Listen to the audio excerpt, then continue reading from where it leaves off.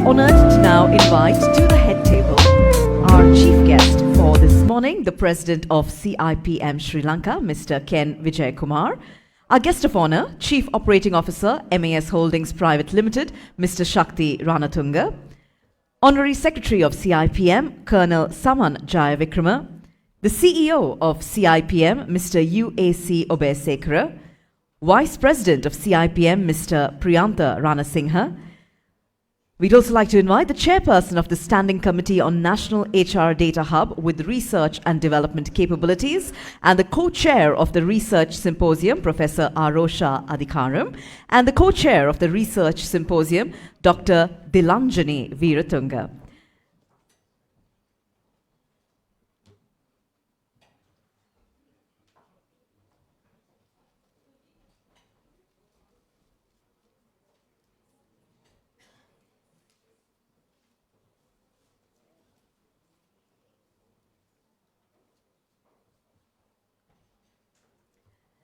With our delegates at the head table now seated, ladies and gentlemen, may I now invite us all to please rise for the national anthem followed by the CIPM theme song.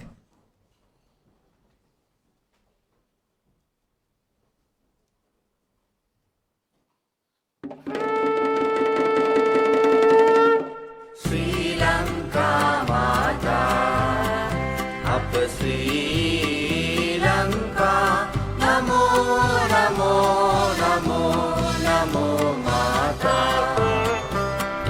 Sundara Siri Barini, Surati Ati Sobhamana Lanka. Danya Danaya Dekamal Palaturu Biri Jaya Bhumiya Ramya. Apahat Sapa Siri Sita Sadhana, Jeevanaye Mata. Tiriganu Mena Apava Ki Puja, Namo Namo Mata. Apa Sri Lanka, Namo Namo Namo Namo Mata. Obave Apa Vidya, Obamaya Apa Satya, Obave Apa Shakti, Apa Hada Tula Bhakti, Oba Apa Aloke, Apage Anuprane, Oba Apa Jeevanave, Apa Muktiya Obave. Nava Jeevana Debine, Nitina Apa Pubudu Karan Mata. Jnana Veera Vadavamina Ragina Yanu Mena Jaya Bhumikara. Ekmavakage Daru Kalabavina, Yamu Yamu Vinopama. Prema Vada Samaveda Duralada, Namo Namo Mata. Apa Sri Lanka, Namo Namo Namo Namo Mata.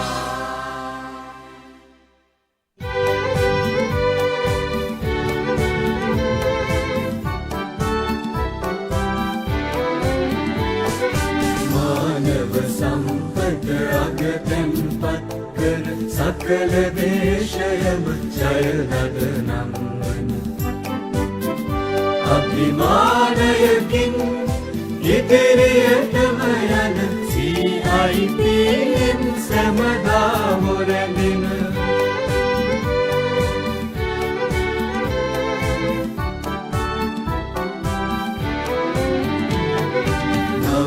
Navamuharakin Vividi Supipen Suhadavanipi Minisatkam Agayan Vyavasayakain Rajamena Siribim Yunin Yunat Tiramunagina Ada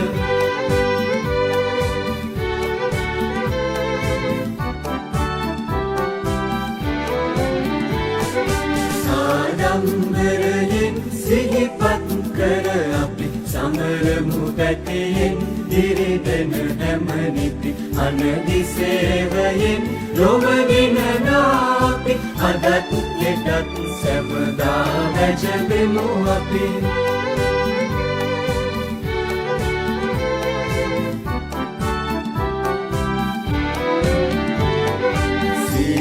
CIPM shall excel, flying a flag of splendor through our realm. Nadum sirende, nadum selika, onrai sirende, urepom namam. Manav sampata agaten patkar, sakala deshayam jayanadnam. අභිමානයකින් ඉදිරියටම යන CIPM සැමදා හොරගෙන අභිමානයකින් ඉදිරියටම යන CIPM සැමදා හොරගෙන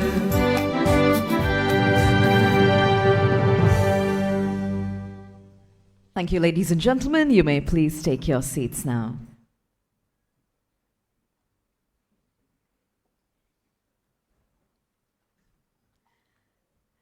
On that note, good morning to all of you, distinguished guests at the head table, to our speakers and our participants.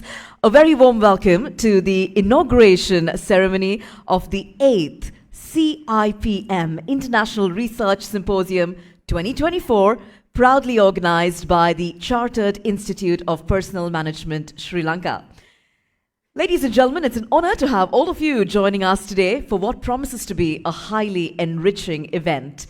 Our research symposium is a unique forum designed for HR practitioners, researchers, faculty, and students to present and discuss their scholarly contributions on contemporary HR issues.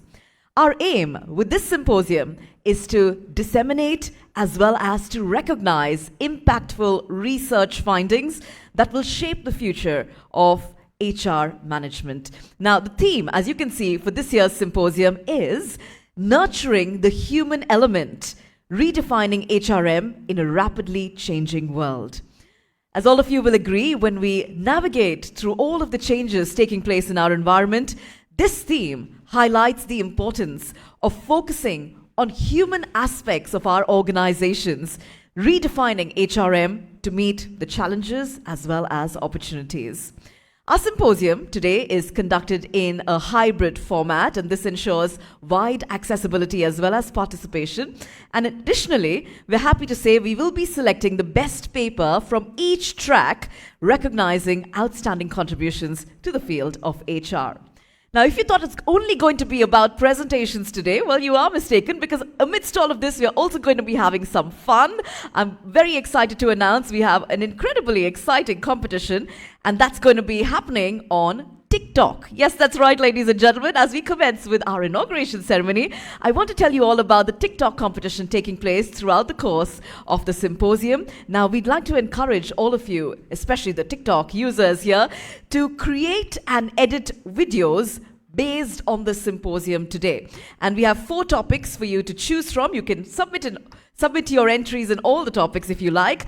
You can submit entries on symposium highlights, on your favorite speaker recap, on inspirational moments throughout the symposium, and we also have an award for the best symposium selfie. So we're going to be giving away awards for the best TikTok entry, either for symposium highlights, favorite speaker, and inspirational moments. And we have another award just for the best symposium selfie. So for those of you who are very savvy with your social media, do make the best of it. The details are, of course, presented to each of you at the registration. So you do have a copy of this presented to each of you. You can upload your recording with the following hashtags: hashtag CIPM, hashtag CIPM Research Symposium 2024, or hashtag CQHRM. So deadline is 2:30 p.m. today, and the winners get exciting gift packs. So please make sure that while you're enjoying all of the wonderful research presentations, you're also sharing this with the rest of the world through TikTok. So with that being said, ladies and gentlemen, we do have a very exciting day ahead of us. And without further ado, let's now get started with our official proceedings. Ladies and gentlemen, to now do the honors of delivering the welcome address, it's my pleasure to invite the chairperson of the Standing Committee on National HR Data Hub with Research and Development Capabilities and the co-chair of the Research Symposium. Ladies and gentlemen, please put your hands together for Professor Arosha Adhikaram.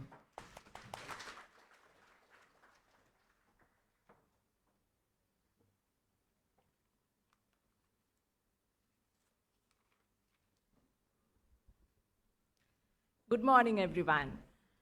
It is with great pleasure that I welcome you all to the 8th CIPM Research Symposium, another main annual gathering of HR professionals, researchers, and industry leaders dedicated to exploring the latest research and advancements and insights in the field of human resources.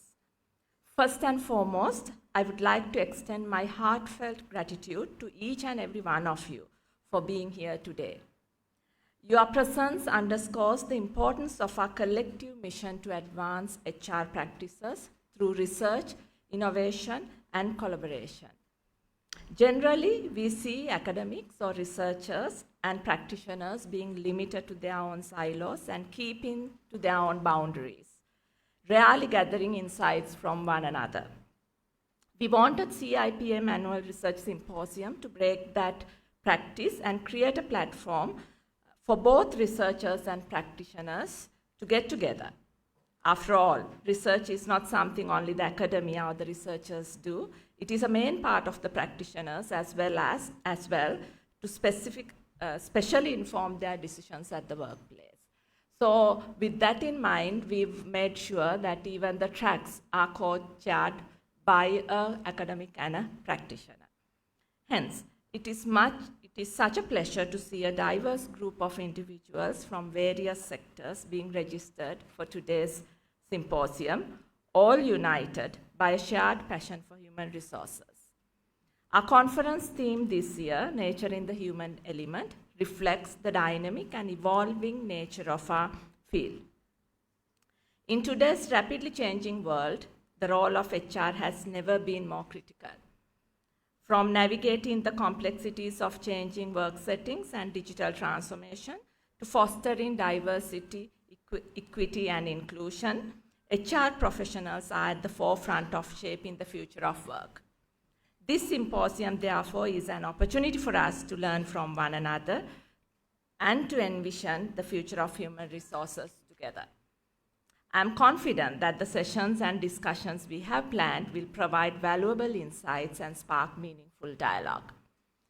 We have an exciting agenda lined up for you, featuring keynote address from Professor Mario Fernando from University of Wollongong, Australia, an insightful speech by the guest of honor, Mr. Shakti Ranatunga, Chief Operating Officer of MAS Holdings Private Limited, and as always, a meaningful address by Mr. Ken Vijay Kumar, President of CIPM.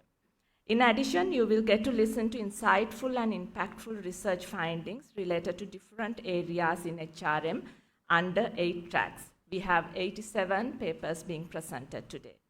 I encourage you to actively participate in these sessions, ask questions, and share your perspectives. The exchange of ideas is what makes symposiums like this so enriching and impactful. In addition, I encourage you to take full advantage of the networking opportunities, engage with the researchers and practitioners, and most importantly, be open to new ideas and approaches. Let us make the most of this gathering to build stronger connections and collaborations that will drive our field forward. So welcome to the 8th CIPM International Research Symposium, and let's get started. Thank you.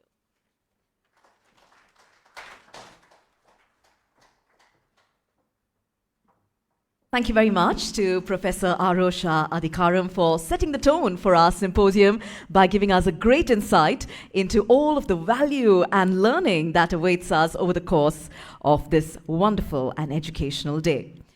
With that being said, let's get started with the learning right away. We have Our keynote speaker, who will be, of course, featured online, it's a hybrid symposium, so our keynote speaker will be joining us online. Allow me now to introduce our keynote speaker to you. Dr. Mario Fernando is a professor of management at the Faculty of Business and Law and director of Center for Cross-Cultural Management at the University of Wollongong. He is a visiting fellow at Cornell University and an attorney at law of the Supreme Court of Sri Lanka. His research and teaching interests focus on exploring how responsible managerial action leads to positive social change. Dr. Mario is researching responsible leadership, identity work, and online privacy in particular, and leadership, business ethics, and human resource management topics in general. Dr. Mario mentors startup entrepreneurs and was an advisory committee member at the Nantian Institute in Australia. His learning and teaching contributions over a sustained period have been recognized at national and institutional levels. He is an Australian Learning and Teaching Council citation winner, Australian Office for Learning and Teaching. He is also an Australian and New Zealand Academy of Management's Educator of the Year winner and a recipient of the Vice Chancellor's Outstanding Contribution to Teaching and Learning Faculty Award. Ladies and gentlemen, with this introduction, let's now await what our keynote speaker has to say. Presenting Dr. Mario Fernando.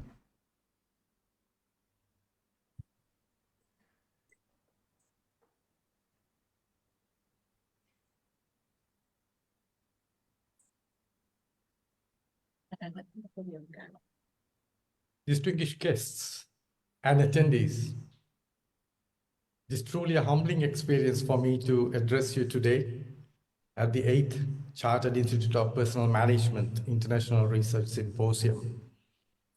My talk is titled, Should Human Resources Be Managed by an Algorithm? Implications for Human Resource Management. I'm personally sorry I can't be there, but I want to thank the organizing committee, in particular Professor Arosha Adhikaram, for inviting me to deliver this keynote address. At a time when we see the fast declining relevance of the human element in all aspects of our lives, the symposium theme is very timely.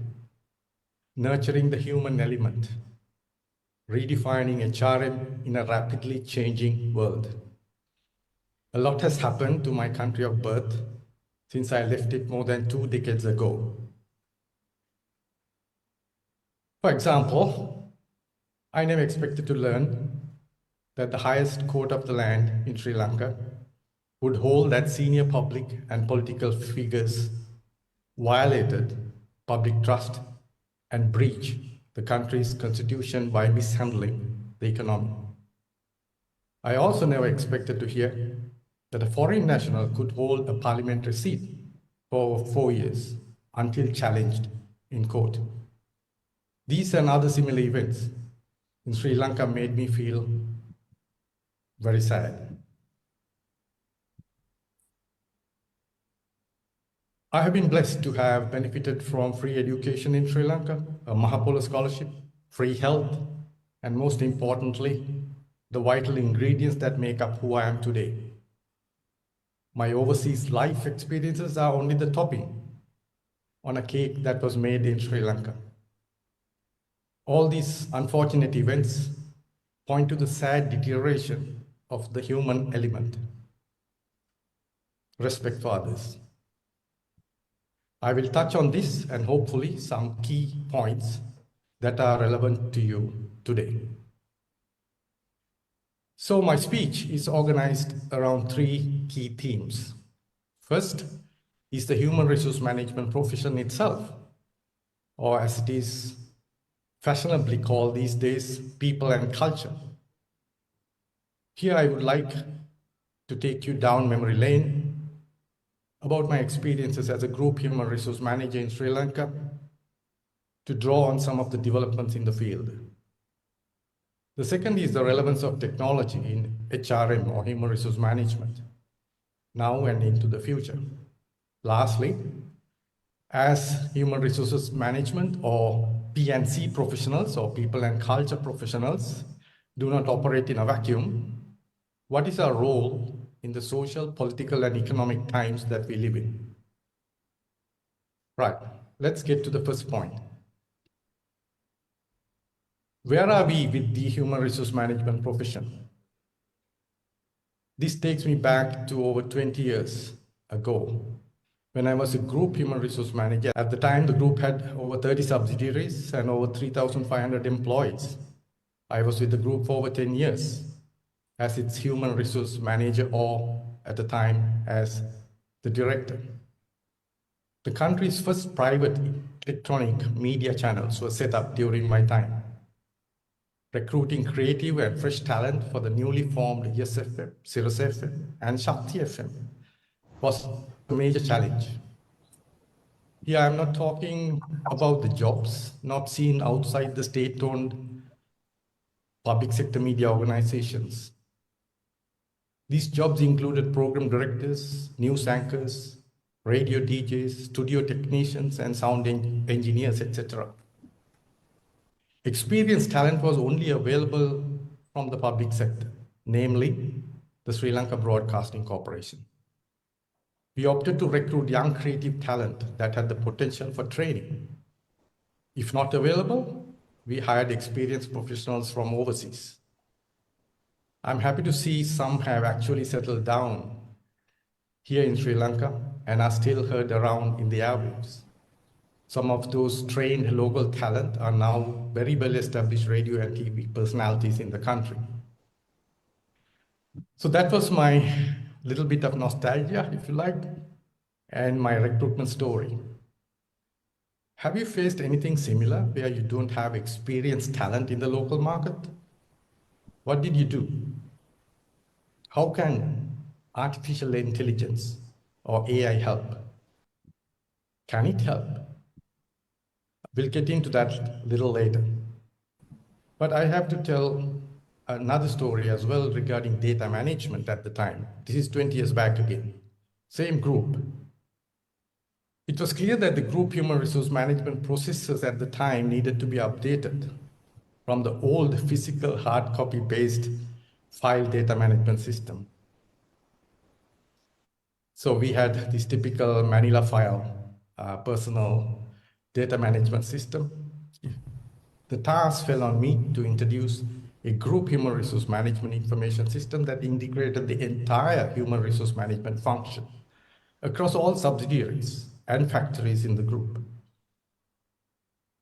At the time, I was undertaking my MBA at the PIM, Postgraduate Institute of Management, and the project formed part of an assignment.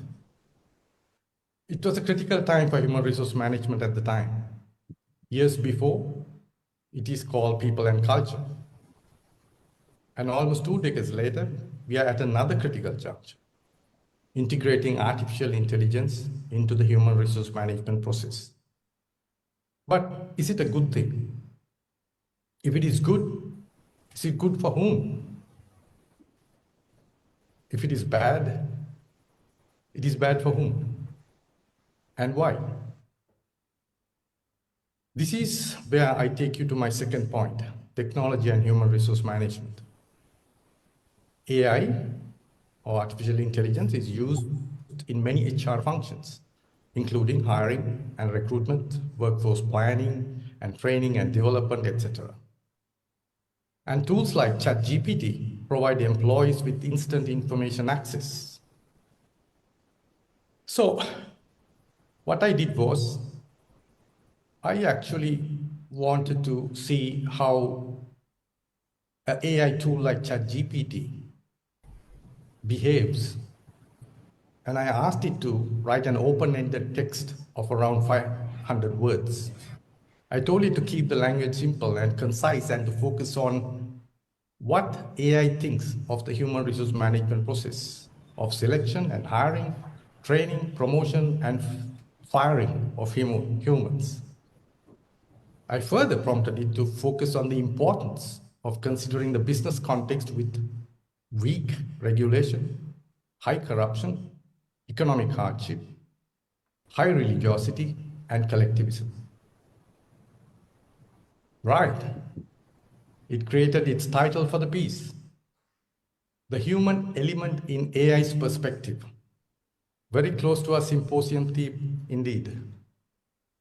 I regenerated the response several times to get different relevant versions for our purpose here today. This is what I compiled from it, so please bear with me. So, ChatGPT says, in the bustling business world, human resources role is pivotal. It's the linchpin connecting companies with their most valuable asset, people. But what happens when this process is scrutinized through the lens of AI, especially in environments characterized by weak regulation, corruption, economic hardship, and strong religious and collective ties? In such context, let's delve into AI's perspective on human resource management. It goes on. Firstly, AI sees the selection and hiring process as crucial. In environments lacking stringent regulations, corruption may seep into hiring practices, favoring nepotism and bribery over meritocracy. AI, however, remains impartial. It assesses candidates based on qualifications, skills, and experience without biases or ulterior motives. Yet, ensuring AI algorithms are trained on diverse data sets is imperative to mitigate the risk of perpetuating existing biases. Now, what do you think? Getting back to the human world, what do you think? In my experience working in Sri Lanka, surviving without pressure on recruitment decisions was very hard. Can we be really impartial and champion meritocracy? Our AI friend goes on into training. The next phase is HR management holds immense significance, it says. In economically deprived areas, access to quality education and training programs may be limited. Here, AI can bridge the gap by offering scalable, cost-effective learning solutions. Whether through online courses, virtual simulations, or personalized training modules, AI can empower individuals with skills essential for professional growth, irrespective of their socioeconomic background. I think most of us would agree that one of AI's greatest benefits in the profession is its use in training.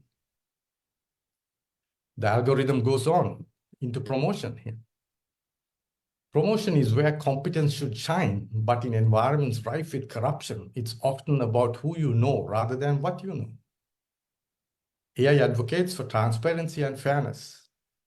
It evaluates employees based on performance metrics and achievements, ensuring promotions are awarded meritocratically. Moreover, AI can detect patterns of favoritism or discrimination, fostering a culture of accountability and equal opportunity. Right, getting back to the human world, is there anything for me to add here? I think most of us would agree with the machine. It goes on to dismissals. Firing, though often uncomfortable, is sometimes necessary for organizational efficiency. In collectivist societies, the notion of job security holds immense value, making terminations a sensitive issue. Here, AI can provide objective insights.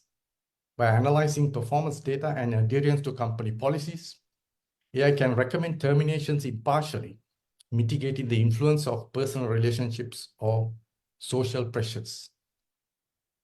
So, is it good not to have emotions and human touch in human resource decision making? That's my question to you on that segment on dismissals. Now here, I want to share with you a personal experience.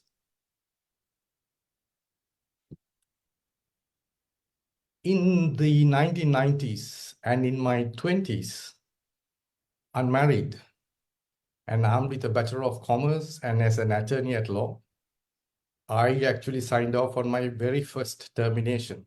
To date, I get emotional when talking about this termination. In 1990, I acted objectively, almost like a machine, and made logical decisions, unregulated by emotion or a soul, if you like.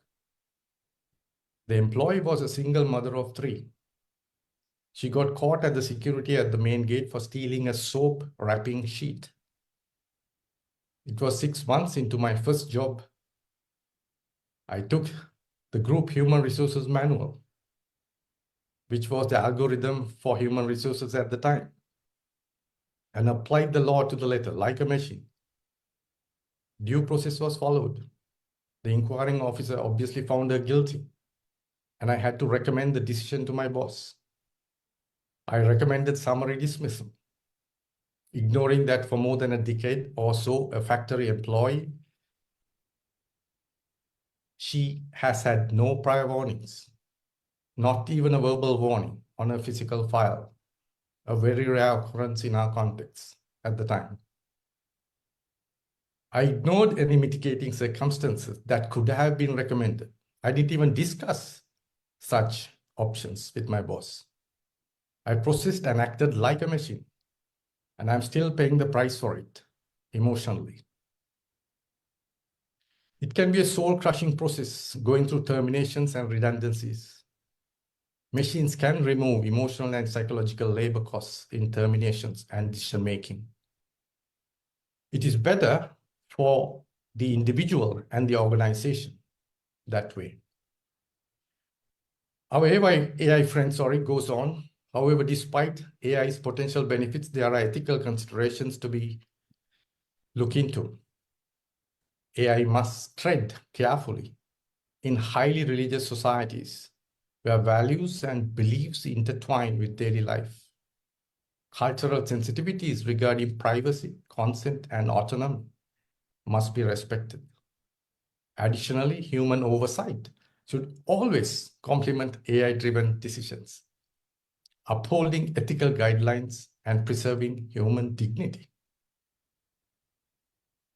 Can we do that in our roles in human resource management?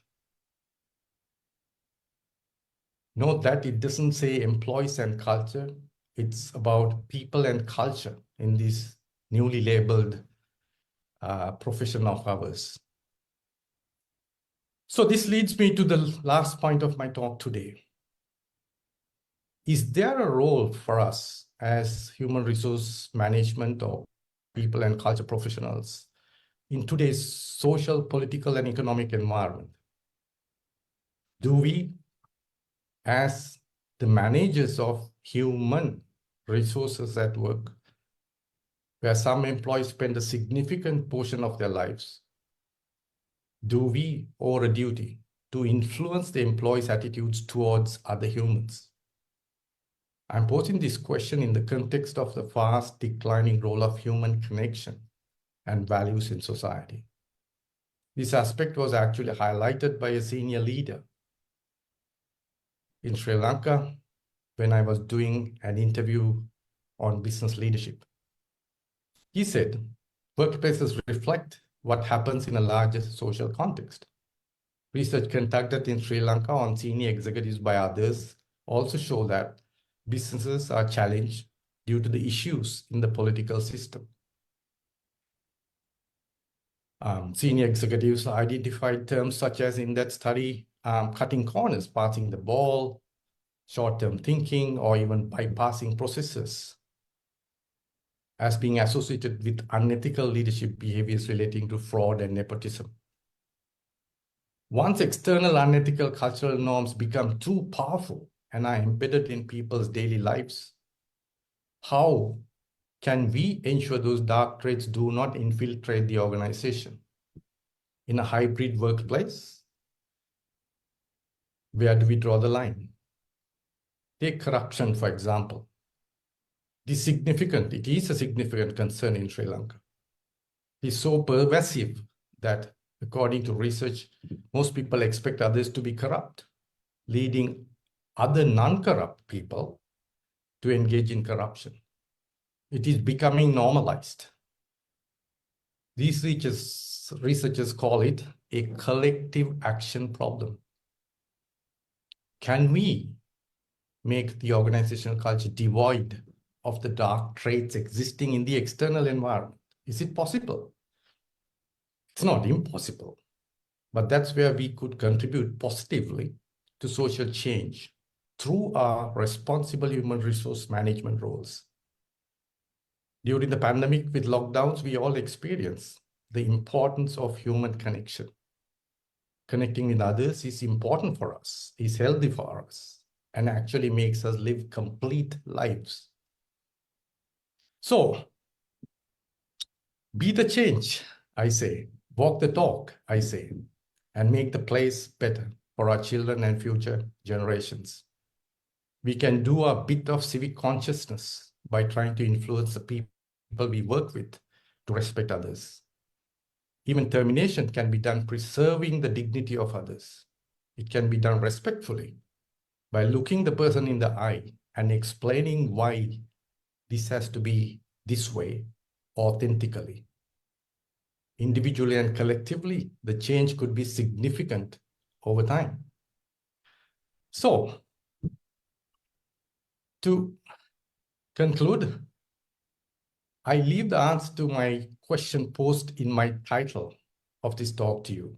However, our machine says AI offers a transformative perspective for human resource managers and champions, meritocracy, transparency, and efficiency, countering the influence of corruption and economic hardship. However, ethical considerations must guide its implementation, especially in culturally sensitive contexts.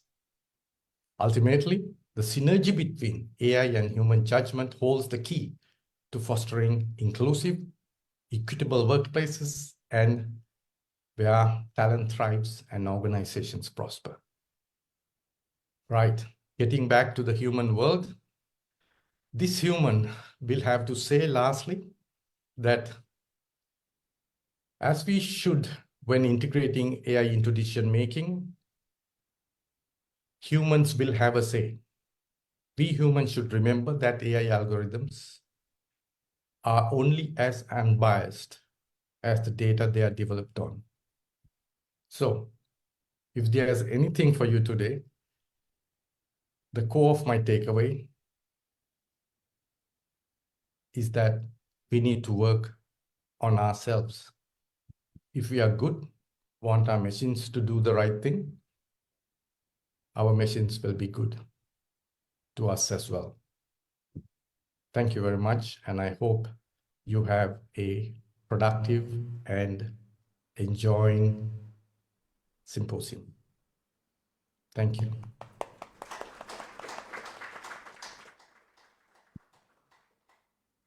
We say thank you very much to our keynote speaker, Professor Mario Fernando, for joining us online and giving us such insightful perspectives on the role of people and culture professionals, especially in the social and cultural context. I'm sure you agree there was a lot of takeaway points from that keynote address.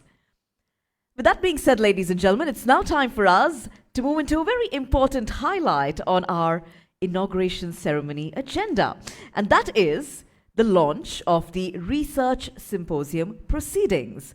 To do the honors of this launch, I'd like to invite the following dignitaries to please join us in front of the stage. We'd like to be joined by Mr. Ken Vijayakumar, the chief guest for today and the president of CIPM Sri Lanka. We'd also like to invite the guest of honor, Chief Operating Officer at MAS Holdings, Mr. Shakti Ranatunga. And we'd also like to invite the co-chairs of the Research Symposium, Professor Arosha Adhikaram and Dr. Dilanjani Veeratunga. I now invite our dignitaries to please join us in front of the head table. Ladies and gentlemen, let's put our hands together as we invite our dignitaries to join us for this important milestone.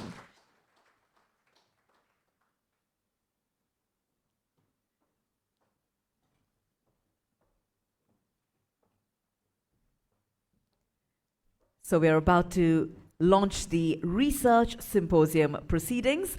We will have a tab being brought forward and presented to our chief guest, the president of CIPM Sri Lanka, Mr. Ken Vijayakumar. And when Mr. Ken is ready, he can press the tab and do the honors of launching the Research Symposium proceedings. So on the count of 3, 2, 1.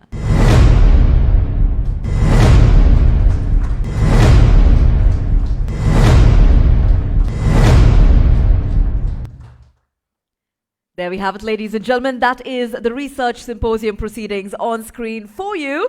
Thank you very much to our dignitaries for doing the honors of the launch. We will be flipping through the pages of the proceedings right there on screen for all of you to take a look at. And I'd also like to inform you that you can scan the QR code and get more details on the research proceedings. Thank you very much to our dignitaries for doing the honors of the launch. Once again, let me remind you that you do have your QR codes being presented to you right now. Feel free to scan the QR codes and you can get direct access to the Research Symposium proceedings. The QR code is also on the screen for you. So do the honors of doing the scan so you can read it. With that being said, ladies and gentlemen, up next it's time for us to hear from our chief guest for today, the President of CIPM Sri Lanka, Mr. Ken Vijayakumar. Allow me now to officially introduce our chief guest to you. Mr. Ken Vijayakumar currently holds position of Senior General Manager, Human Resources Administration, Purchasing and Sustainability at A. Bauer and Company Private Limited, and he counts over 30 years of experience in the field of human resources management and general management. Mr. Ken is known as the people's leader, and he has shown exemplary attitude in developing and resolving people's issues in the state and private sectors, and this is evident by the accolades and awards that he has received during his long-spanning career as a human resources professional. He was a recipient of the Aviva Leadership Excellence Award in 2007 and the Aviva Changemaker Award in 2008. He was also recognized as the most outstanding HR business leader for the year 2022 by the CEO magazine of Sri Lanka.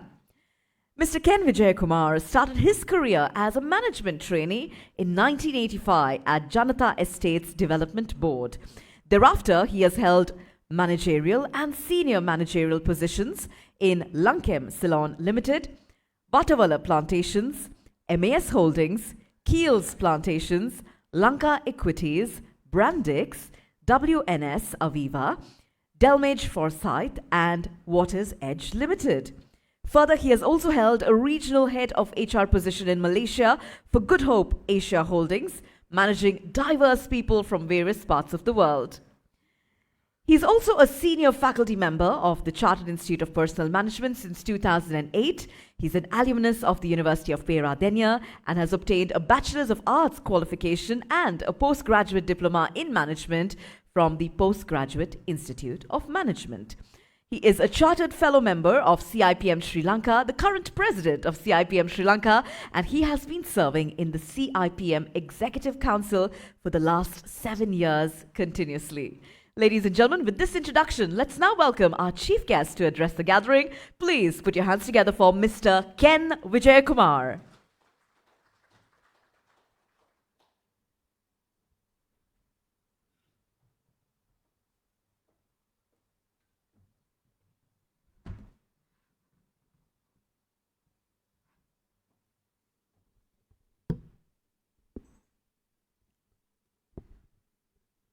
Thanks, Rishma, for that celebrative introduction. Guest of honor today, Mr. Shakti Nanatunga. Conference Chair, Professor Arusha Adhikaram, co-chair, the members of the head table, academia, ladies and gentlemen, good morning.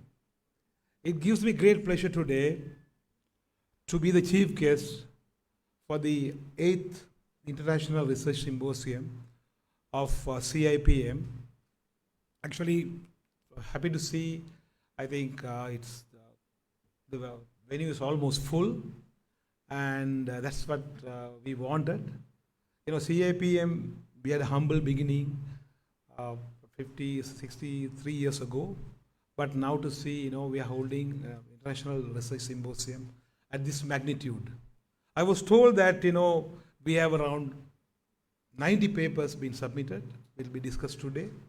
And also I would like to wish to recognize the presence of one of the past presidents, very senior person in the industry, Dr. Ranjit Cabral. I'm happy to see you, sir, your passion still for the profession. And as you all know, Dr. Cabral was the former director of personnel at that time at Unilever, and still, his passion towards the profession. We're happy to see that. Thank you for your presence. Also, my highlight of the speech today is how do we collaborate as CIPM with academia. I think Professor was speaking in an address in the morning, how the practitioners and academia should work together. So CIPM, we have been pioneer. As you all know, I'm proud to say we have signed memorandum of understanding with almost all the universities in Sri Lanka, except for two, which is we are still working on it. One is Moratuwa, the other one is Colombo. But the rest of all the universities, we have signed the MOUs. So I think as a result of that, we could see every year the research papers, the interest and the enthusiasm is really increasing. And that's the result, we can see most academia is here. And so I think we'll continue to work together with support, because CIPM, we are leading from the front to work with academia and, to give inputs to the industry or to the HR profession to have good HR practice in the country. As we all know, Sri Lanka, we are at the crossroads these days. There's a demand for good governance. There's demand for economic, turnaround.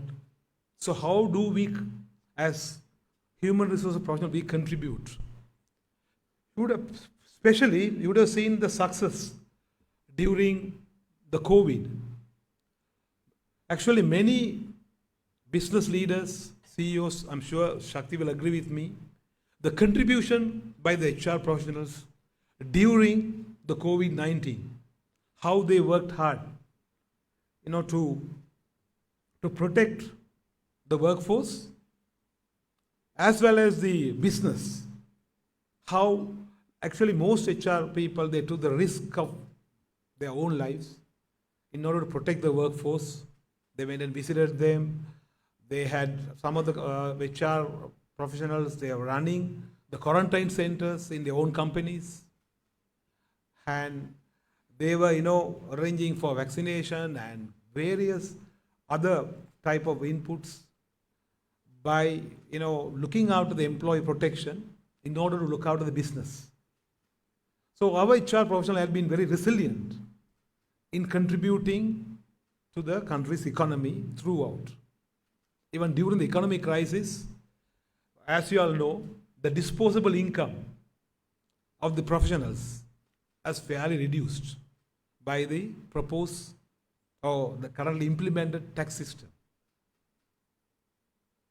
So the HR professional has to manage the employee expectation in the companies, because the employees has to go through, many hardships due to the current tax system. So which HR has to come out with various other strategies, how to train the employees to live with what they have. So it's another challenge. So these challenges, I'm sure, will be discussed today later, and how do we motivate employees, and how do look after the well-being of the employees during the time of crisis, definitely. So that's what at CIPM we believe the academia should work together with the practitioners. So that's the results today we could see later in the day. However, these research papers should not remain, after the symposium in a booklet or where you can store in a cloud or whatever. This should be taken to the to the practitioners and start looking for those information, and whilst implementing the HR strategies, it should be used. It should be Rather, it should be support. It should be, giving support to them in their day-to-day decision making. That is what we would like to do. So CIPM, we will support in that, aspect. Actually, Professor and Shakti and, when we met in the morning, we were discussing about it. How do we take this, research work to the corporate for them to practice this? Otherwise, we'll only discuss today and it will go into some, archive. Thereafter, are we using it productively?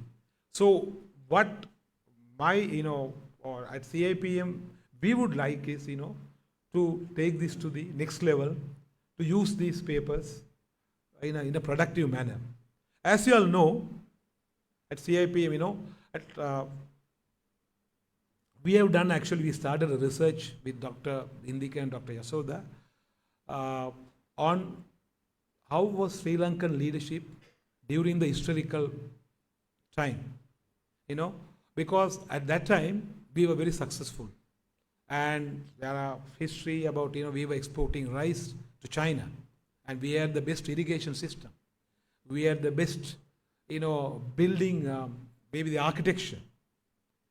So how did this happen? Then, what we thought, okay, why don't we do a research on Dasaraja Dharma, the 10 virtues of leadership. So actually now, I'm happy to say, we have done a paper on that. We want to launch the Dasaraja Dharma as the virtues learned from Dasaraja Dharma as the old leadership model for Sri Lanka.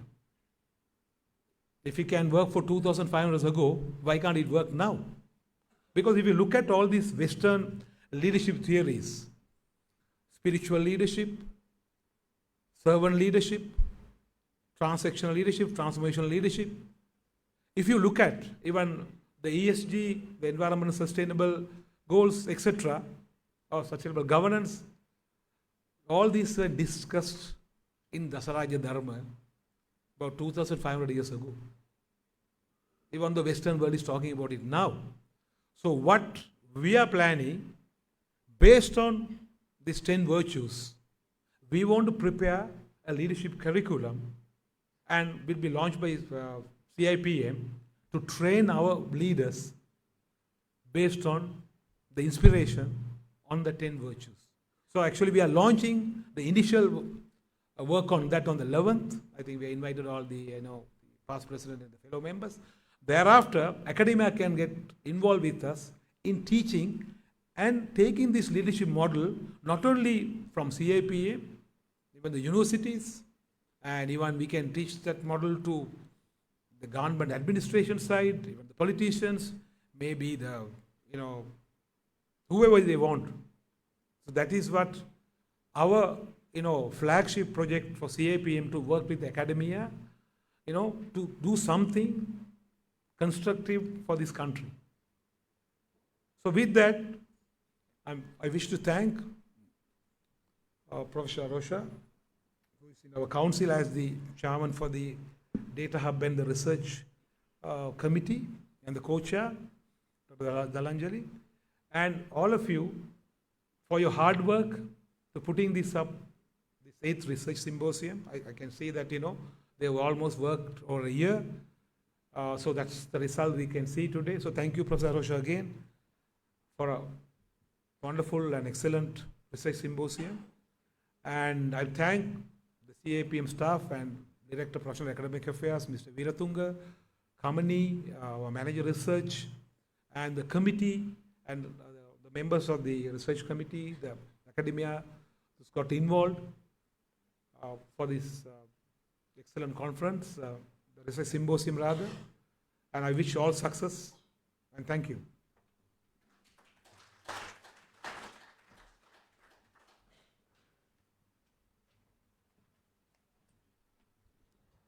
Thank you very much to our chief guest, the President of CIPM Sri Lanka, Mr. Ken Vijayakumar, for a very thoughtful address highlighting the initiatives led by CIPM to enhance the HR profession. With that, ladies and gentlemen, it's now time for us to hear from our guest of honor. This morning, allow me to officially introduce our guest of honor to you.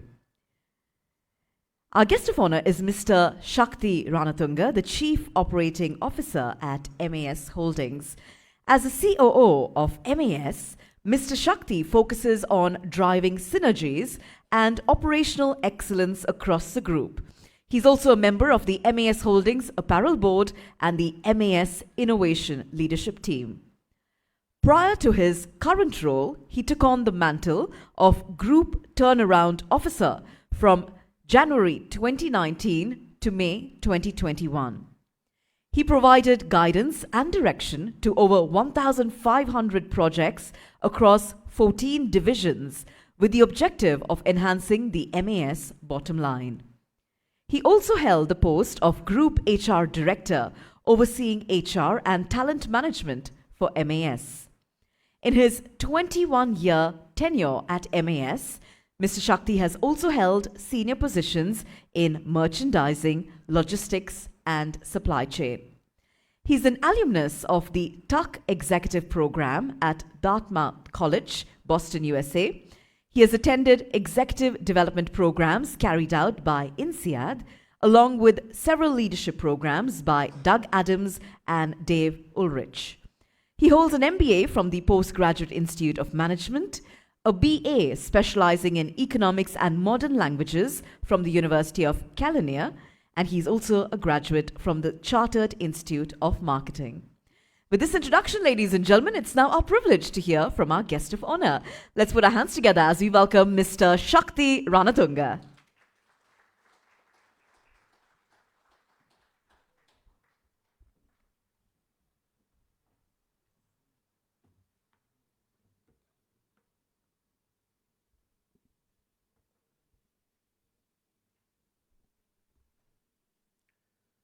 Good morning,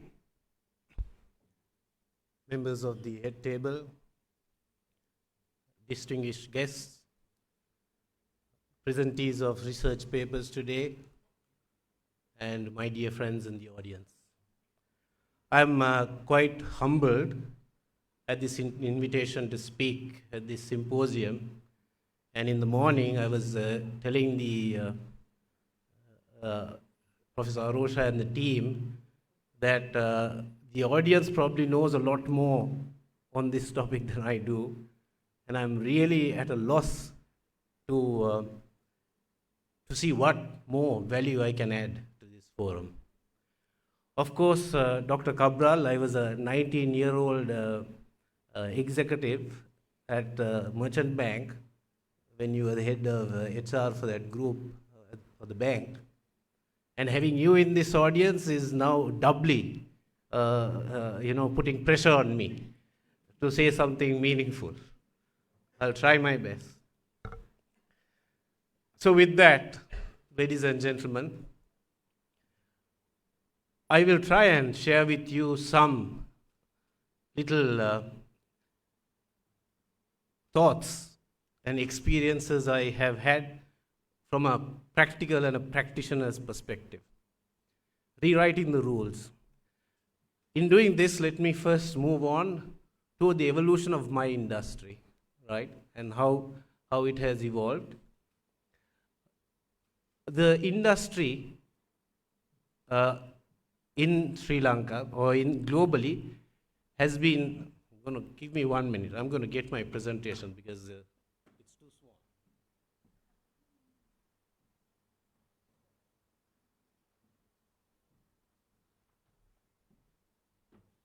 I'm not as young as I thought I was.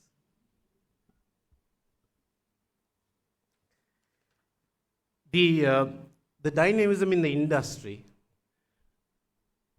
in the apparel industry globally, has changed significantly. And when you look at it, and as you can see in the screen in front of you, the influence of social media has been significant. When I joined the industry many years ago, there were large brands which still continue to be there, such as Nike and Victoria's Secret stores, Gap, Marks and Spencer's. But today, with the advent of social media, there are a multitude of small players, startups, that are nipping at the heels of these big players and taking market share out of them.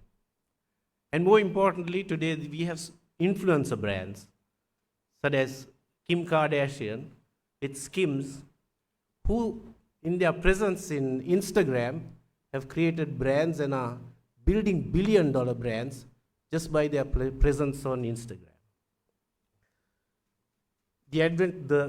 We all had this unfortunate incident of COVID.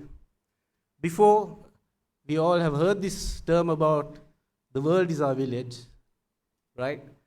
And we can go anywhere to source anything. But the COVID taught us that being everywhere was a disruption when you needed something locally. Supply chains were disrupted. When Vietnam was closed, we couldn't manufacture. When we could manufacture, we couldn't send it because the markets that we were serving were closed. So this changed the dynamic of how global sourcing is looked at, looking at regionalizing and looking at proximity in order to mitigate risks. Innovative business models. We never anticipated a company like Shein, which I'm sure some of you younger folks are buying apparel from, online, out of China, at maybe 1/3 the price that you pay at retail, right? A tech company that would be a challenge, which is today a $20 billion company after, I think, about 4 to 5 years, would be a big challenge to apparel manufacturing giants and apparel brands in the world. The changing consumer preferences.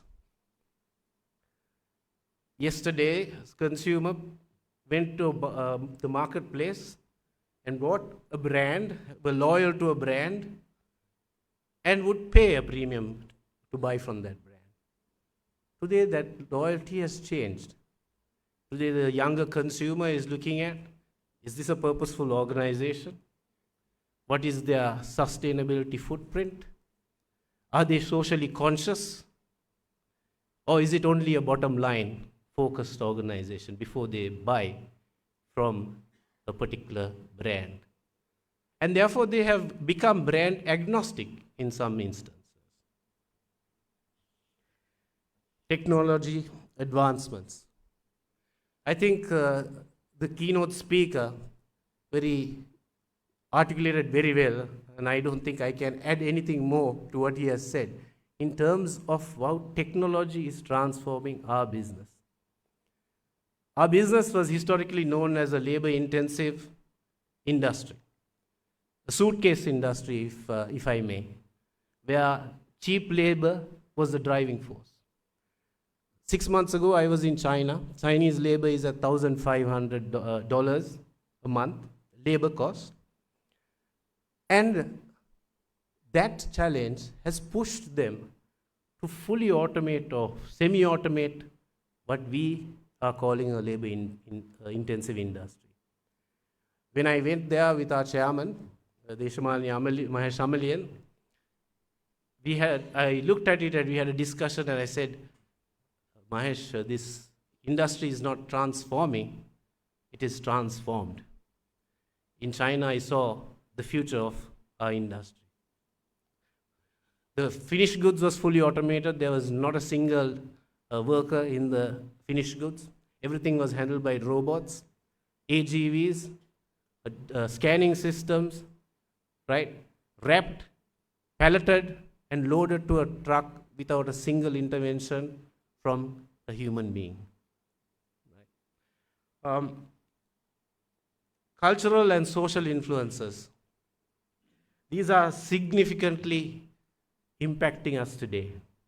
Today, as you all know, there are changes that are happening globally in geopolitics that are determining how trade is done. And that is influencing how the supply chain and the manufacturing sourcing world is reacting to this. And lastly, the regulatory and ethical changes. When I took on the role of the head of human resources for MAS Group in 2011, I can remember the conversation around CO2 emissions. And a company came and spoke to us about carbon credits at that time, in 2011. And I can remember the conversation we had about saying this is not a fad, this is a reality and it is going to come. And we have to be prepared for it. Today, in Europe, sustainability and the governance around it is regulation. Today, it is not a nice to have, it is a must have. If you don't have, you have no license to play. So this very quickly is the context of how the industry is evolving. Let me narrow it down to Sri Lanka, right? So that I set a context, because we are predominantly, I know that there are some viewers from the audience, but I would like to narrow it down to Sri Lanka. The apparel industry in Sri Lanka is $4.5 billion, targeting a $5 billion. We are at about 350,000 employees. It's still a significant industry. We are 41% of the merchandising exports, not services, merchandising exports of the nation. And the objective is to be an $8 billion business. Now, as you all know, Sri Lanka is known for its ethical practices, its good labor standards, its people-centric philosophies, and as an industry, our capability in terms of quality, craftsmanship in our products. That is what has kept us differentiated. And if some of you may recall, a couple of years ago, we as an industry, not as a company, as an industry, were able to differentiate ourselves from a simple statement saying garments without guilt, because our labor practices were stringent. Some people might say too stringent, but nevertheless, it enabled us to create a platform that differentiated ourselves from the world. Because as an industry, our competition is not the factory next door. It's countries like Vietnam, Cambodia, Bangladesh, Indonesia, Jordan, Kenya, and all these. It's an international competition. Let me further narrow it down to the context of MAS. And the reason I am sharing this with you, I will come to in a minute. MAS today is 100,000 employees. We have 49 manufacturing locations globally. We are in 15 countries. And we have 120 plus customers. We have 7 product categories. And we hover around a $2 billion mark in terms of our revenue. So this is just a context of the organization. And if I move on, and I show you, this is a snapshot. The blue dots are our presence globally. And this indicates to us some timelines. And if I go on to share with you the HR journey, which is depicted in the green boxes that you see, MAS was always known as a people-centric organization. Most of you have engaged and know some of the iconic leaders that MAS had, who pioneered some of the philosophies of HR practices. A very grounded, people-centered philosophy of ensuring that we create the right environment for our people to flourish. And it starts from the chairman's vision of, given the right environment, we can be better or equal to anyone in the world. And today, as I stand here, being part of a global organization that is recognized by global brands as a competing force in global competition, it stands true. And majority of these people are Sri Lankans that are here. Therefore, the early stages, we had iconic leaders that led through their knowledge, their tacit knowledge and capability, and put in practices that enabled us. But as we grew and went on to become country 1, country 2, country 3, division 1, division 2, division 3, product category 1, product category 2, product category 3, the business complexities grew. And therefore, as good as all our leaders were, having that capability to manage having a tacit knowledge to manage HR, the HR talent that we had became complex. And therefore, we had to systematize some of it. And as you can see from the 2010 period onwards, we brought in practices that enabled us to manage talent.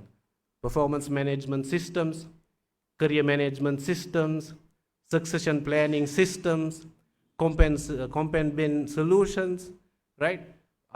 We had pinnacle programs in terms of social sustainability, in terms of women's empowerment, because it's a huge challenge. And if you can look back in this timeline, it was a topic that we coined and we brought forward in 2004, as back as 2004, because we knew how important it was for an organization such as ours that employ 100,000 today, and out of which 80% are women. How important it is to have this. So therefore, this evolution, the reason I'm sharing this is, among this audience, you probably have folks that are in some shape or form in this evolution. Some of you are very good people persons, right? I can remember when I joined MAS early years, we used to say he's a good people's person. He'll be a good HR manager, right? And I know for a fact that just simply being a good people's person does not necessarily make a good HR manager or a head of HR, right? And as any science, there is a science to human resource management. And it is important to understand this. And as business becomes complex, if you do not apply this, or if you do not bring in this science in, you will struggle to grow. Whether it is in talent acquisition, whether it is in career management, whether it is in succession management, whether it's in rotation of leadership, or whether it is building leadership, if it is not science-based, you cannot scale. And you cannot scale globally, for sure. Because we know, because I know from first-hand experience of having managed these multiple locations, that it is not possible to be only people-centric and a people's person to manage human resources. You need systems, processes, sciences in place in order to facilitate that. And the reason for me to share it is, you are probably in some part of this evolution. Some of you may be beyond us. Some of you may be beginning at the beginning stages of this. Simply your scale and size might depict it, but this is our journey. Let me move on to some of the conversations that we are talking about, trends in talent management. You know, when the keynote speaker was speaking and talking about AI, I must make a confession. I have ChatGPT and I have Copilot on my phone. And when I was asked to speak, and I can do that for you now, I went to Copilot and I said, can you please give me the 10 trends for human resource for the next 10 years? And as I wait for it, it gives me all the 10 trends. I didn't give it to my colleague who helped me with the presentation. Maybe I should have, right? But the point is, today's knowledge is democratized, right?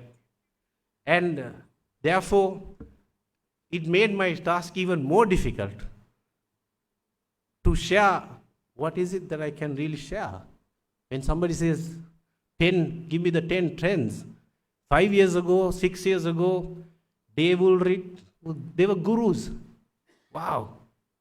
They would spend copious amounts of hours researching, talking to people, talking to thousands of executives, compiling databases, looking at it, analyzing it, and putting it into frameworks that they can explain to the world and say, hey, these are the trends and this is why.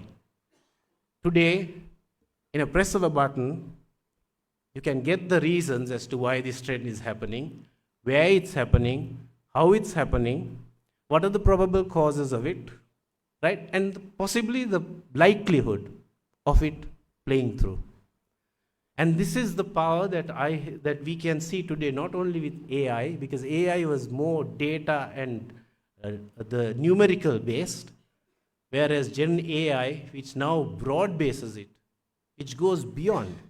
It can tap into videos, it can tap into databases, it can tap into images, it can tap into the world is open to it. It can tap into multiple sources to give you a view of what is taking place. So, when I talk about some of these trends, what we can see is obviously the multi-generational workforce. When I joined, we were talking about the baby boomers, Gen X, Gen Z, millennials, and every year we have the Gen Z is coming in now. How do you prepare for it? What do we need to do? And everybody's running around. We have to now change it. The reality is, we have multi-generational workforce, right? So so the trend will continue. And as our life expectancies increase, and as our workforce age limits increase, as we continue to have aging populations, we will have to figure out how do we integrate this resource, the multi-generational resource that we have.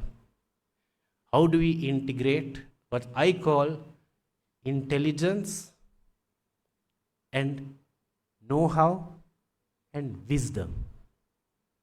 Because I know for a fact that wisdom comes through time. It does not come through books. It comes through failing. And you cannot fail in a year and say you're wise. You fail over many years. And I can remember when I took this job, when I took my HR job, and I went to our founders or the leaders and I said, I may be up to date on the technicality of this job, but I'm not as wise as you guys, so you need to tell me what I need to do, right? And that will not change. I don't think it will change. The digital transformation, which we spoke of,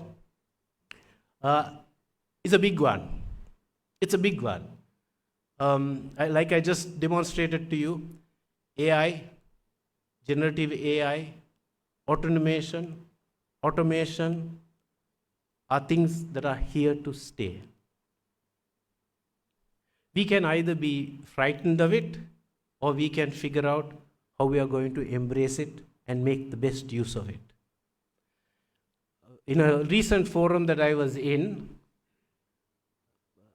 Ishara, please leave the previous slide. Yeah. Thank you. These will be something that we need to talk about. Diversity and inclusiveness. This becomes even more important. Flexible working models, right? HR as a strategic partner, and employee wellness. These are all trends and conversations that we can see that are taking place.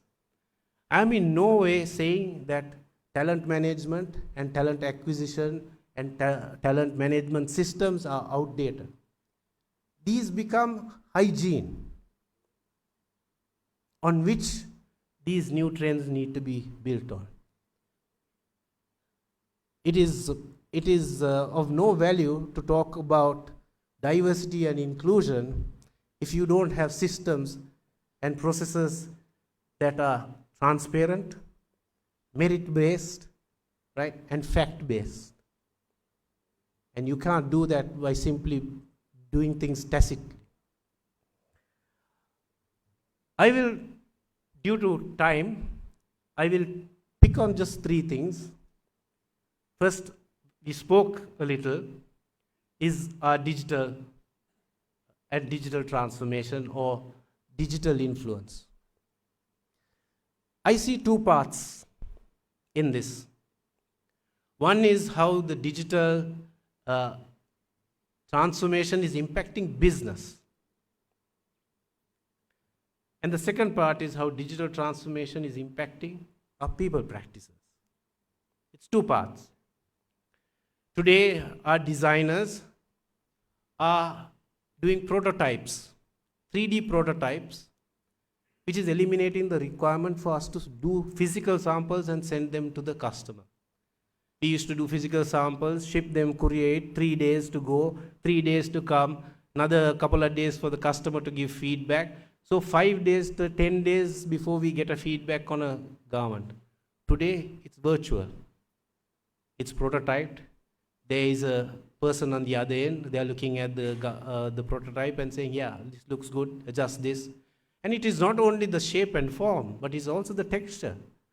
Today, I can give a fabric that is draping on the body. I can say it's rigid on the body. The only thing that's missing is the feel, the hand feel that we call. But even today, there are companies that are trying to mimic the hand feel, give a numerical value. This feels like this. Now, this is a significant change for us as a business because it cuts down a tremendous amount of cost and lead time. But it also creates a new problem because our designers in the past were taught in design schools that trained them how to do a pattern, that trained them how to do a stitch, that trained them how to build a storyboard. But today they need to go in front of a machine and be able to create a 3D avatar, right?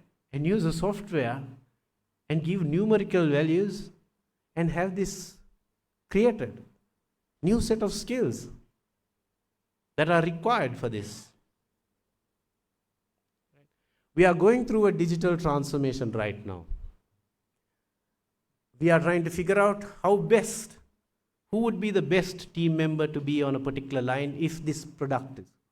Who manufactured this at the best efficiency with the best quality. And therefore, who would be the 10 probable team members in our group that can stitch this garment at the highest efficiency. Now, this has completely revolutionized the way that we think about allocating team members to a line. Those days we had a planner who had some tacit knowledge about machine, about what this historical performance of this line is, who was the best team member. And then today an industrial engineer can draw that up in a simple algorithm that they want to put in.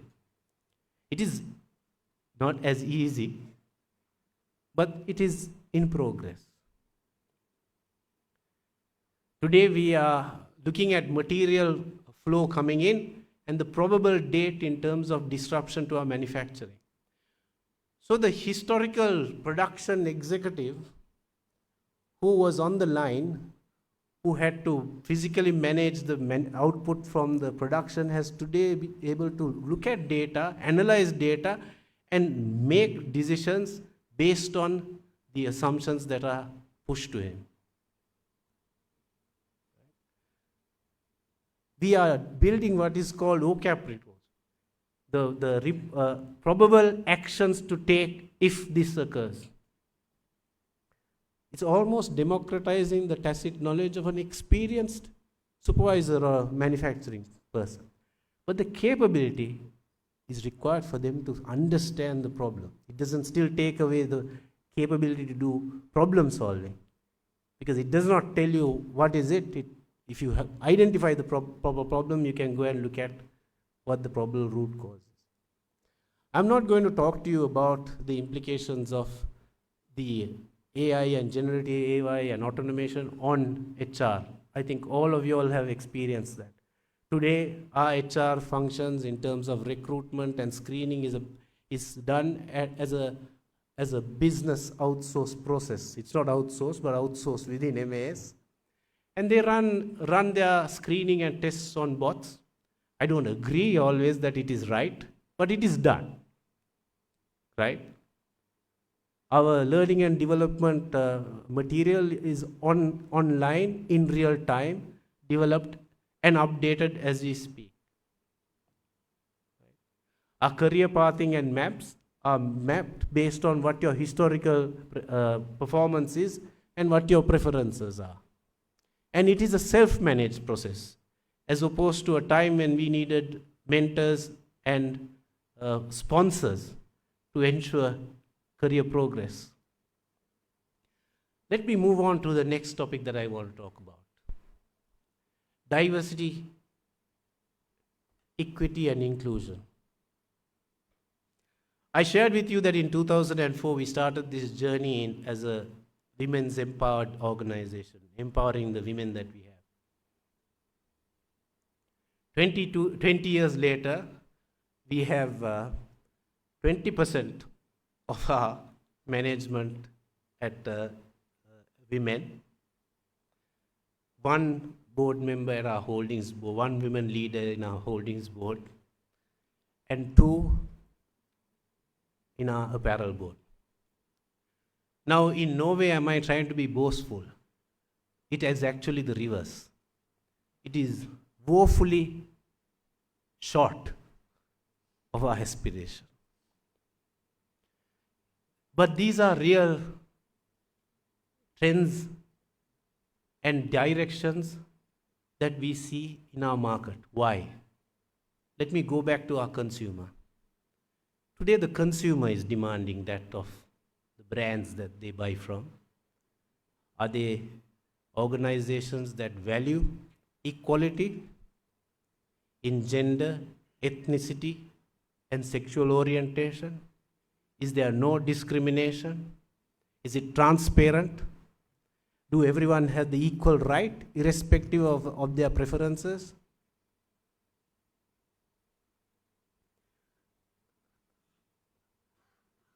We are trying to push the needle on gender, just trying to get an equality, an equilibrium in terms of women. I speak for MAS. We are talking about, let's go to sexual orientation. Boy.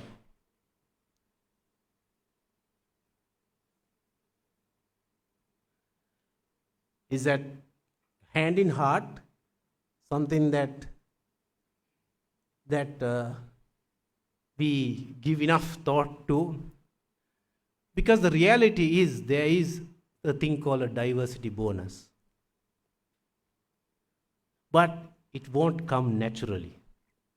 It is not something that will happen organically. I can tell you from my experience of driving these initiatives on simple bringing the women and gender equality, the heavy lifting that we have to do of years of planning.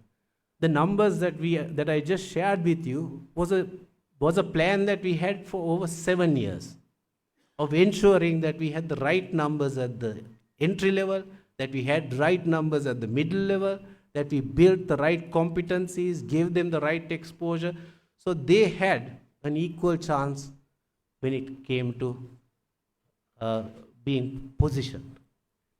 10 years. I would not be wrong if I say 10 years. It is not going to happen. And in narrowing it down to a country like Sri Lanka, where we talk about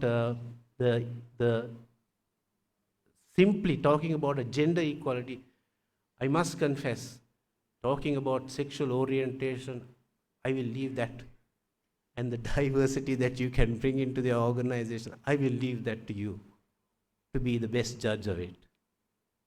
Right? I jokingly told my colleagues, if a man was to walk into this office dressed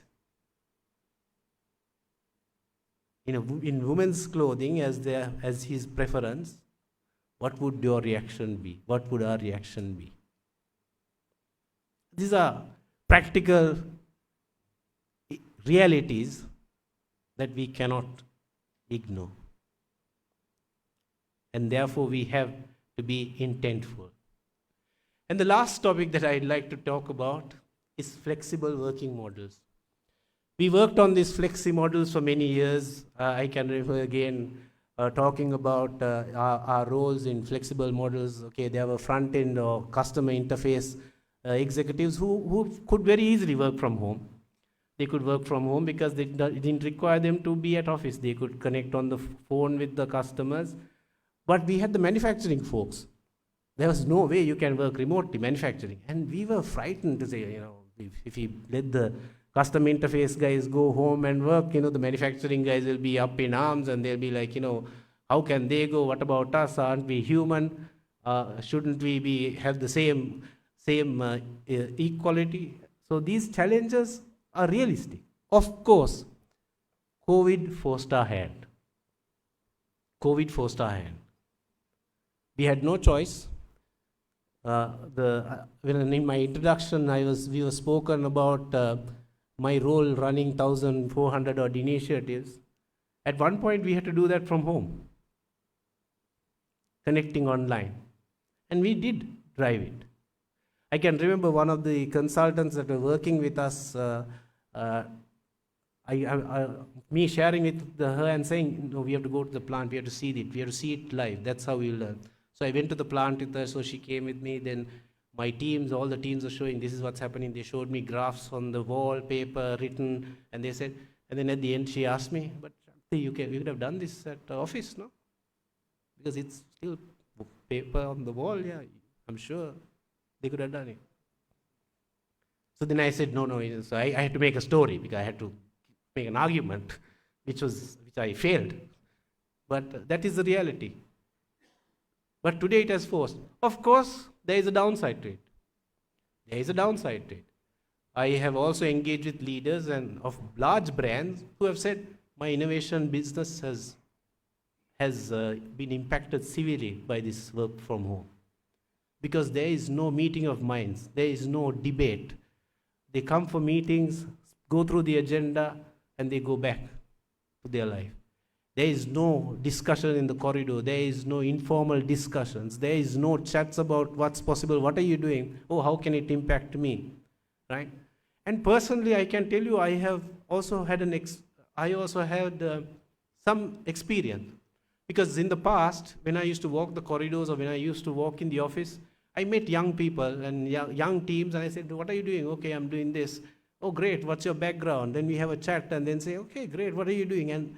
But today, I am dependent on a system to tell me who my stars are.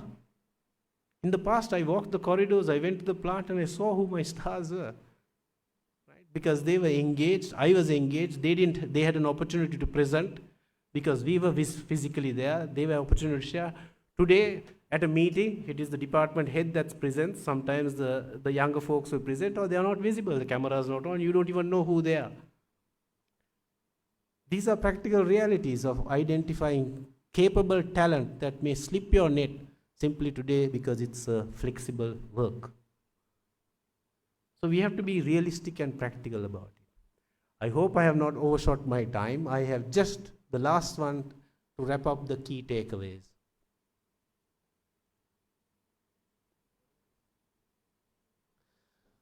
All of these trends require significant change management.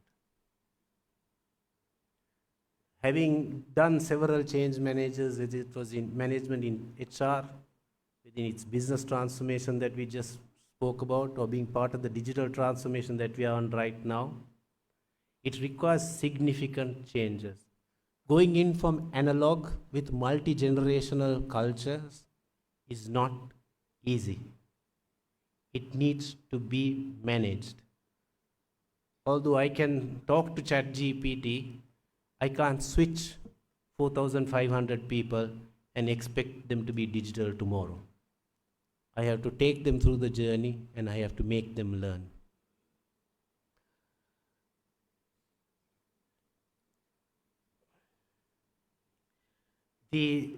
I need to ensure that the diversity that you want to bring has to be intentional. You must have a plan. You must have champions. You must have people that are passionate about it, understand the science behind it, and have an organized program to bring diversity and inclusion. I brought in our diversity team to our manufacturing heads forum and presented and said, this is a problem. We don't have women in our manufacturing. Why? We have thousands of women on our manufacturing floor. What I do not have, I have one woman general manager in all of my plants. Why? We need to have an organized plan. It won't happen organically.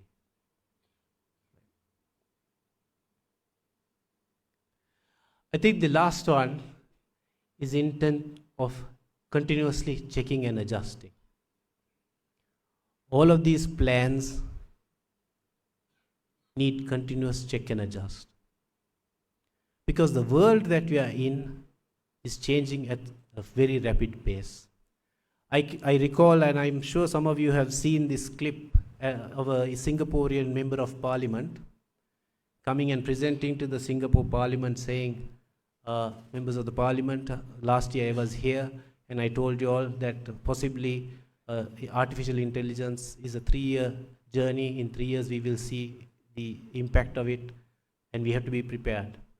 And here I am 1 year later coming to tell you that it is not 3 years, it has already come and gone, right? The next generative AI is on its way. And I propose, and if you see the script, that everyone that is over 40 years should be retrained, should go back to relearning in order to be relevant in this context.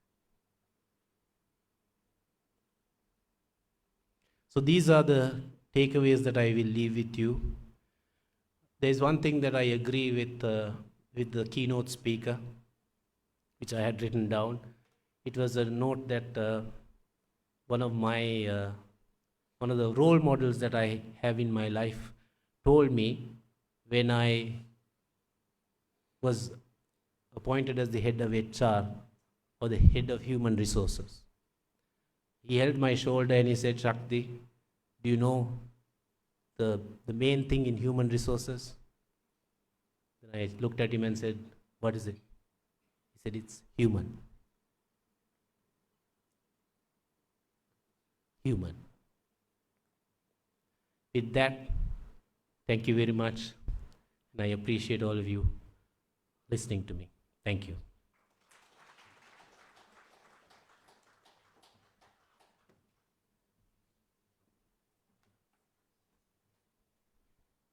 Thank you very much to our guest of honor, Mr. Shakti Ranatunga, for giving us an incredibly eye-opening presentation right there on rewriting the rules, highlighting the importance of how all of us here in the HR profession should continue to be up to date with all of the rapid changes that are redefining the game in each of our industries. Thank you, sir, for that wonderful presentation.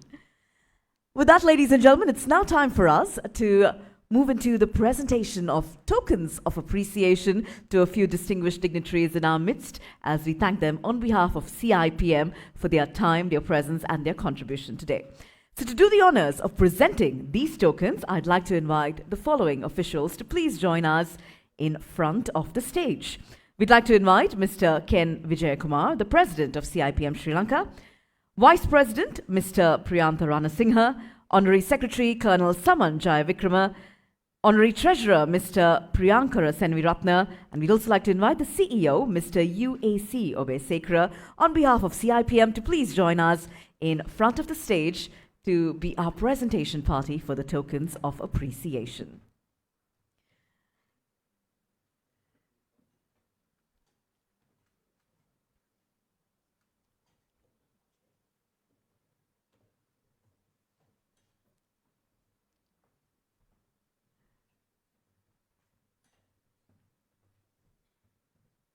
As we have our presenters on behalf of CIPM joining us right here to present the tokens, I'd now like to invite our guest of honor, Mr. Shakti Ranatunga, to please join us to accept your token of appreciation.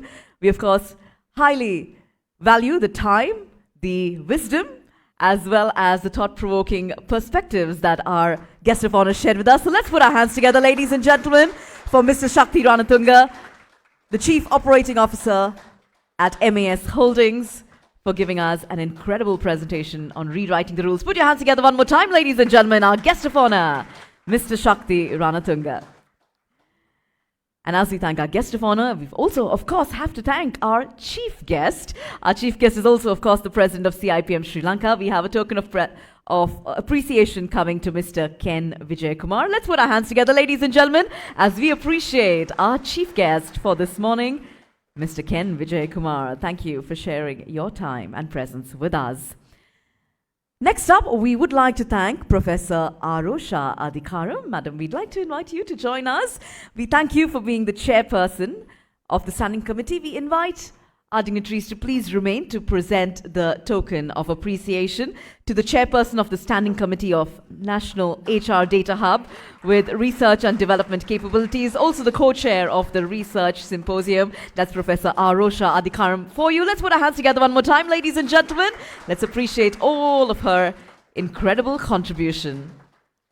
We'd also like to invite Dr. Dilanjani Veeratunga to join us up next. Dr. Dilanjani is the co-chair of the Research Symposium. We appreciate all of her hard work behind the scenes as well. And as she joins us, ladies and gentlemen, let's put our hands together for Dr. Dilanjani Veeratunga, co-chair of the Research Symposium. Thank you very much, madam, for all of your hard work as well as your contribution to ensuring this Research Symposium is a success. Thank you. With that, we thank our presentation party for joining us, and our presentation party can take their seats. With that being said, ladies and gentlemen, I'd now like to introduce to all of you the esteemed panel of judges for today's research presentations. As I read out their names, they will also be featured on screen. So let's take a look at our panel of judges for the symposium. We have the following: Professor MPN Janadari, Mr. Gihan Mendes, Professor HMA Herath, Dr. Samantha Ratnayaka, Dr. Sashi Naotunna, Dr. Mayuri Atapattu, Professor N. Kengadaran, Dr. Heather Fernando, Dr. Hasuli Pereira, Mr. Sampath Trimavitana, Dr. Mano Veligodapola, Dr. Seshika Karya Perumma, Professor Ajanta Dharmasiri, Dr. H.P. Rasika Priyankara, Professor V. Sivalog Dasan, Dr. Neil Bogahalanda, Professor Richard Vikramaratna, Air Vice Marshal Manoj Kapitipola. These are our panel of judges, ladies and gentlemen. Can we please put our hands together for them as we appreciate their contribution towards our symposium? Yes, indeed. I'd also like to introduce to you the Standing Committee on National HR Data Hub with Research and Development Capabilities for the Research Presentations 2024. The Standing Committee includes the following: Professor Arosha Adhikaram, Professor Vasanta Rajapaksa, Dr. Indika Kaluarachige, Dr. Y. Anuradha Iddagoda, Dr. R.A.D.D. Veeratunga, Mr. H.M.R.P.B. Herath, Ms. T.A.D. Inoka N. Sirivardhana, Ms. L.R. Priyanka Pereira, Mr. Ranatha S. Veeraratna, Mr. Jeevan Premasara, Ms. Chalani L. Kuruppu, Mr. H.H.D.D. Lakmal, Ms. P.R. Handapangoda, Mr. H.T.S. Sampath, Dr. Kapila A. Silva. This is the Standing Committee, ladies and gentlemen. Let's put our hands together for them as we appreciate their dedication towards research and development capabilities. Well, with that, ladies and gentlemen, we're almost coming to the end of our inauguration ceremony. Before we wrap up, it's time now to appreciate all of those contributors who've given us their effort, their time, their energy, their expertise to ensure that our symposium is a success. So to now sum up our appreciation in the official vote of thanks, I'd like to invite the co-chair of the Research Symposium. Let's put our hands together for Dr. Dilanjani Veeratunga.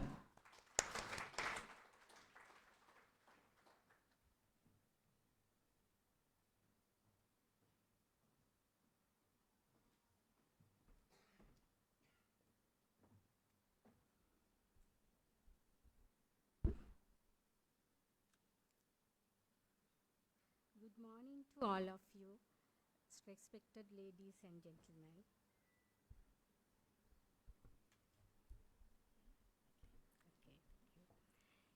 gives me immense pleasure to be one of the co-chairs of this symposium and deliver the vote of thanks in this inauguration ceremony of 8th CIPM International Research Symposium on HRM 2024, organized by Standing Committee on National Data Hub with Research and Development Capabilities.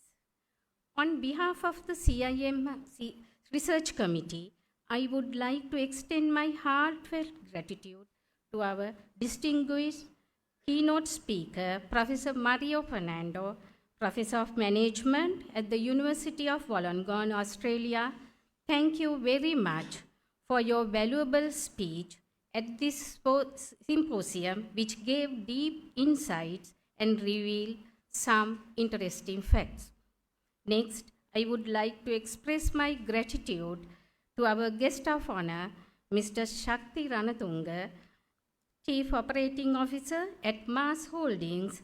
Thank you very much for accepting the invitation and taking out time from your busy schedule and enlightening us with knowledge.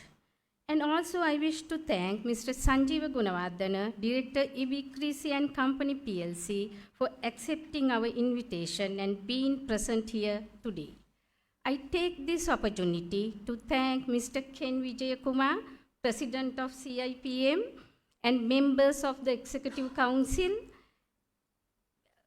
Also, I wish to thank the CEO, all directors, senior managers, and the staff of the CIPM who supported us in numerous ways to make this event a success. Thank you so much for your support.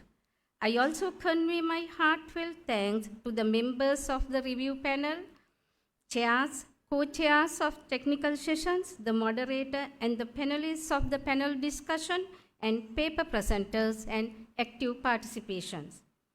Next, the Standing Committee on HR Data Hub with Research and Development Capabilities.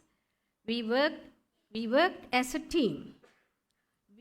We are extremely grateful to the chairperson of the committee and fellow co-chair of this symposium, Professor Arosha Adhikaram, who gave the excellent leadership and for providing the immense support to make this symposium successful. I must thank all the committee members on the research committee with special appreciation to Professor Vasanta Rajapaksa, Mr. Ranita Veeraratna, Ms. Shalani Kurupu, and Mr. Jeevan Premadasa for their voluntary hard work during and past few weeks to make this symposium a reality. Also, let me express our gratitude to Mrs. Kavani Pereira, Manager, Research and Development, for her contribution to the success of this event. Finally, I wish to thank all sponsors, Hambantota International Port, EB Creasy and Company PLC, Printexcel Limited, Sri Lanka Institute of Information Technology, Unilevers Limited, Ceylon Biscuits Limited for their generous support for the success of this event. Thank you everyone once again for making this symposium a success. I kindly invite you all to stay with us throughout the day at our research symposium. Thank you very much and have a great day.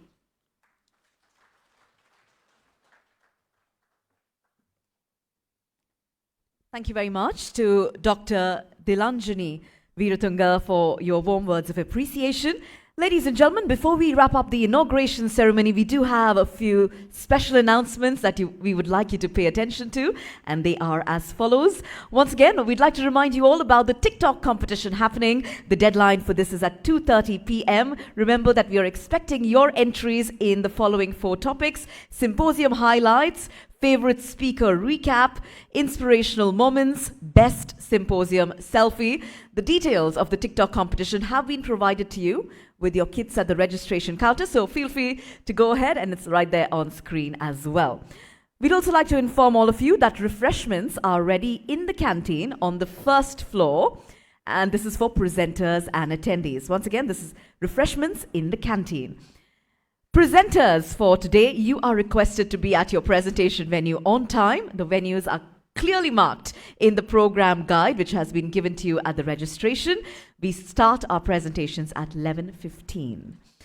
Attendees are requested to check the program guide and go through the presentation venues and witness the research presentations.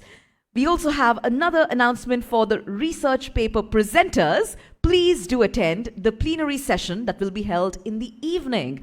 That's when the certificates will be awarded for the best research papers, so you don't want to miss out on that one.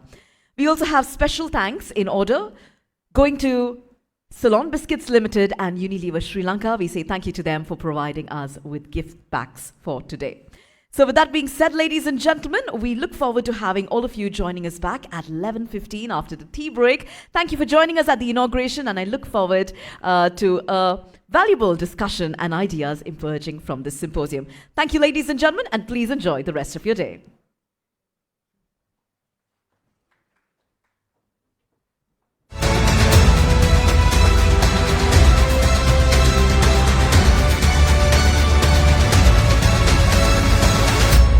Mastered. Master of Science in Architecture. Apply now. 011-7544-801. Slit Uni.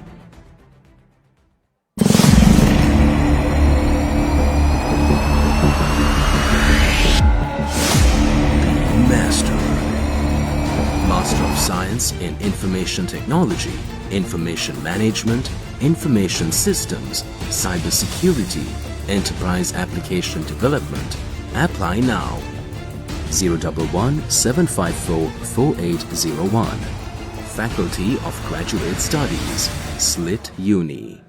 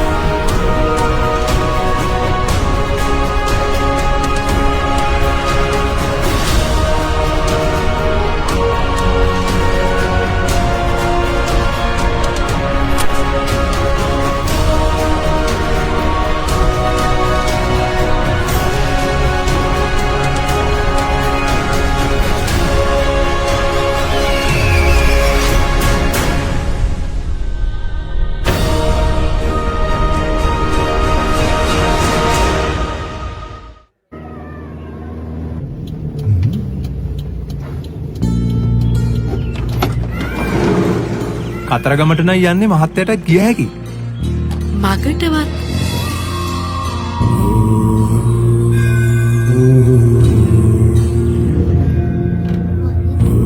ඉහළම කැපවීමෙන් SLS ප්‍රමිතියලත් ශ්‍රී ලංකාවේ ප්‍රථම සහ එකම හඳුන්කෝරු Amritha.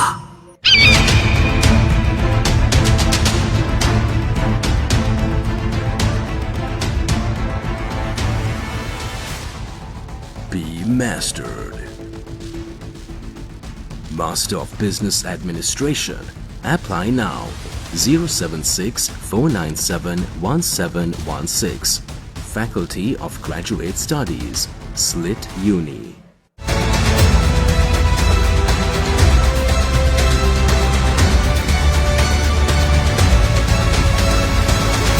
Be mastered. Master of Science in Architecture. Apply now. 011 7544 801. Slit Uni.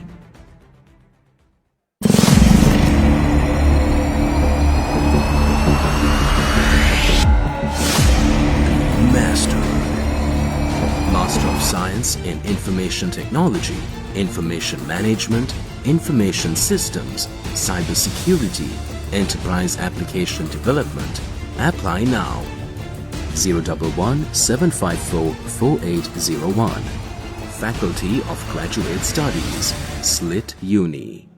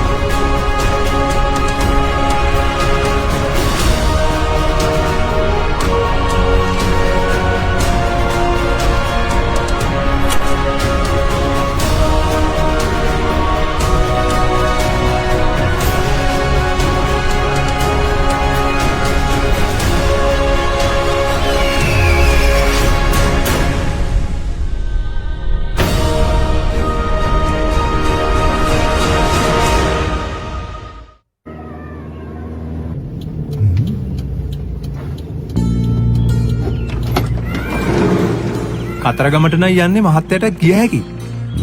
මගටවත්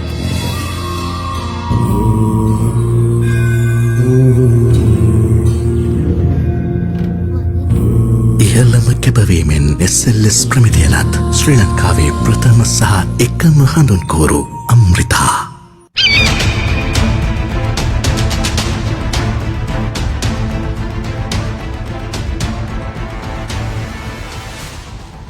Be mastered. Master of Business Administration. Apply now. 076 497 1716. Faculty of Graduate Studies, SLIT Uni.